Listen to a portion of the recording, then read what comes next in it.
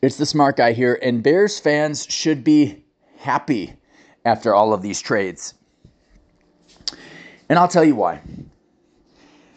It's a little rough when you see your best players leave the household, but at the end of the day, Roquan Smith, Robert Quinn, Pro Bowlers, they were heading out the door anyway. For us to get a second, a fourth, and a fifth for those guys is a positive. Roquan was not going to stick around for whatever reason. Could negotiations have gone better in the preseason? Sure, but where we are right now at the trade deadline, Roquan was not going to stick around unless we franchise tagged him, which he wasn't going to put up with. He doesn't have an agent to guide him through the process.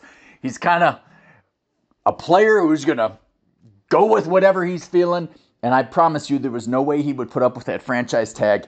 He would hold out till the cows come home and derail that whole team. Robert Quinn, don't forget, Robert Quinn was a bust his first season here in Chicago, and he played great last year. You got one great year out of him, and he was playing pretty well this year. There's no way you were going to keep him next year. You got a fourth-round pick for him. And you know what?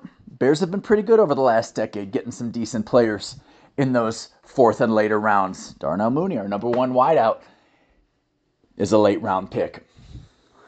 Eddie Jackson, I can name a few others. And speaking of those wide receivers, I like the trade to bring in Chase Claypool. Now you might hear, oh, he's not running routes as well as he should. He kind of was a rookie wonder. He's fallen off.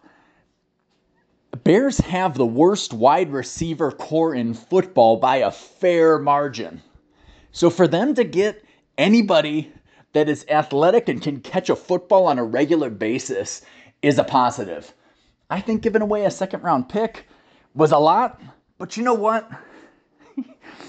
We're trying to put people around Justin Fields. So for me to see GM Ryan Poles trying to put weapons around now our best player, now that Roquan's gone, Justin Fields, these are positive moves.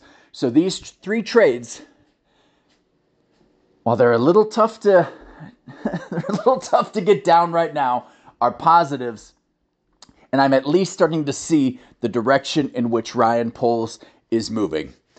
I'm the smart guy. If you agree or disagree, leave it in the comments. Thanks for subscribing, and bear down.